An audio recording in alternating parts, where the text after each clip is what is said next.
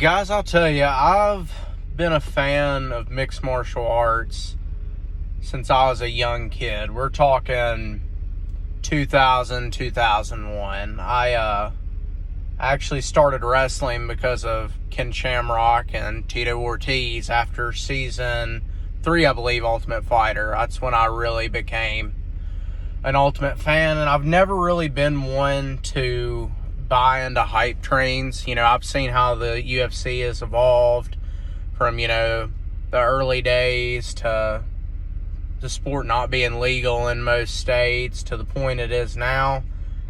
And I feel as if I've had a pretty good understanding of their marketing, even from, a young age as well. So I've just kind of always looked at things objectively and been like, okay, well, the guy with the best skill isn't always the guy that has the marketing behind him. He's not always the guy that gets paid the most.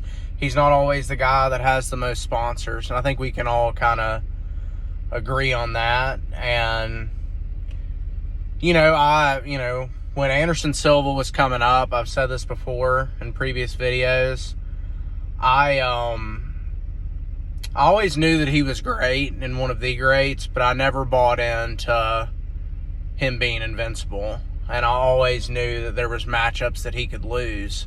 And I did pick Chris Weidman to defeat him when, nobody else that I knew did. Everybody thought I was crazy. And Conor McGregor, when he came up, in my personal opinion, they kind of gave him an ideal road to the featherweight title shot. Yes, he defended, he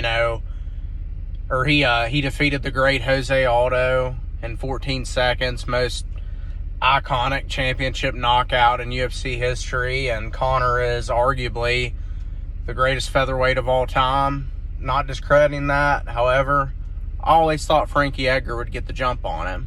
Thought that was a matchup that they avoided. And now we have Israel Adesanya, and I kind of see the same type of hype train behind him. Kickboxing world champion. The guy's charismatic. He's a character. He's a acrobatic guy. He moves swift. He's a striking only fighter, and that's what casual fans want to see. But I think his time as middleweight champion is limited for a couple of reasons. The guy, and God, his name's evading me right now. The guy that defeated him, knocked him out cold in K1, just signed with the UFC a couple days ago, guys. I don't know if you've heard anything about this, but, it adds to the speculation of the middleweight title picture. I mean, I looked this guy up. I don't know much about him. Come to find out, he's only 2-1 as a pro MMA fighter and hasn't even fought in MMA competition since 2017. But the thing about it is, Israel's shown us nothing but his striking. And there's somebody that's, literally tweeting at him saying, daddy's home. And, that's somebody that can beat him at his game. Not saying that guy will be worth a damn. We have to see him. We don't know anything about his grappling either, so we're going to have to see how that plays out, and we're going to have to see how he makes his way up the division. But that's a side note to think about. Who I think is the biggest threat to Israel Adesanya in the title picture, who I believe will defeat him for his title, Khamzat Chimaev for sure, guys.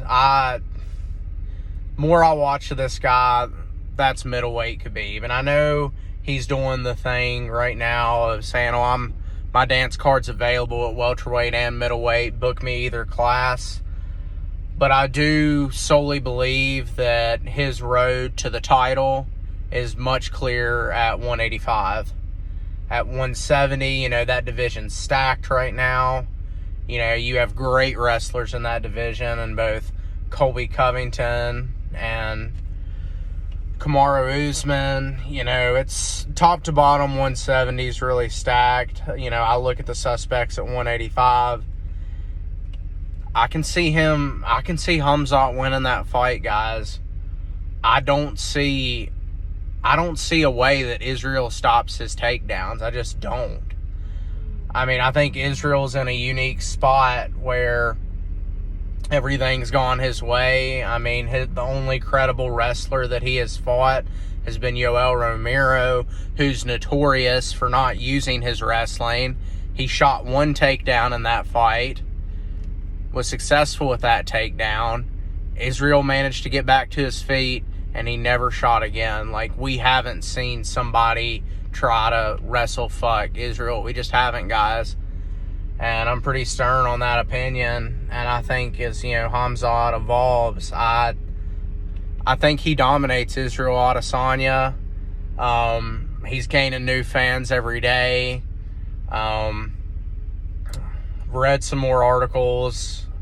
Apparently, from what I'm gathering from my sources, Khamzat's next opponent's not going to be Damian Maia, but it's for sure going to be at welterweight, and it's for sure going to be a top 15 opponent.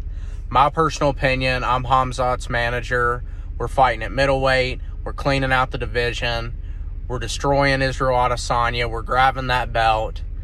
Then once we have that belt and we've established at 185, we'll talk about going back down to 170, maybe do the opposite of what the other double champs in the past have done, win that 185 belt, see what the welterweight picture looks like. My opinion, I think Colby Chaos Covington is going to defeat Kamaru Usman in the rematch. I got Kamaru successfully defending his title against his teammate Gilbert Burns. I have Colby winning that rematch after he takes out Street Judas, Jorge Gamebred Masvidal. And who knows, guys? I mean, 2022, we could have a mega fight. We could have a champ versus champ, USA versus Russia. I think that'd be huge for the sport. I think that'd be one of the best-selling pay-per-views ever. So, let me know what you guys think.